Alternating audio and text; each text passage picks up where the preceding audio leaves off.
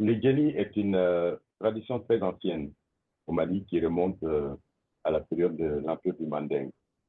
C'est une caste qui, qui assure la transmission du savoir et des valeurs d'une génération à l'autre sur plusieurs générations, sinon sur plus d'un millénaire.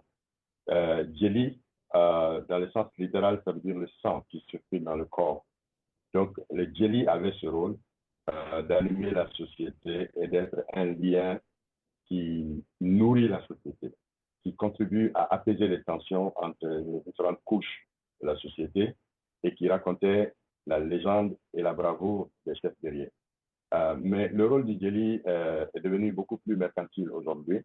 Ça fait qu'ils ont beaucoup moins d'impact sur la stabilisation de la société, la pacification des conflits. Donc, c'est ce qui a fait que quand la crise a éclaté entre l'opposition et la majorité, les djihadistes se sont mêlés. À l'instar des Sinankou. Les Sinankou aussi, je peux en parler un tout petit peu. Ils se sont mêlés aux autorités traditionnelles, aux autorités religieuses, qu'elles soient chrétiennes ou musulmanes, pour vouloir apaiser le champ. Mais malheureusement, elles n'ont pas réussi parce que les hommes politiques s'étaient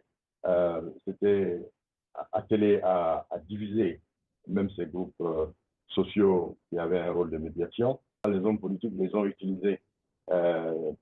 Souvent, ils les ont scindés en petits groupes pour s'accaparer un peu de leur façon de fonctionner. Et ça fait qu'ils n'ont pas eu d'incidence majeure sur la crise. Au contraire, ils se sont discrédités pour une fois dans l'histoire du Mali. Et ça fait que leur rôle a été réduit. Les Sinankuya aussi, c'est le cousinage à plaisanterie.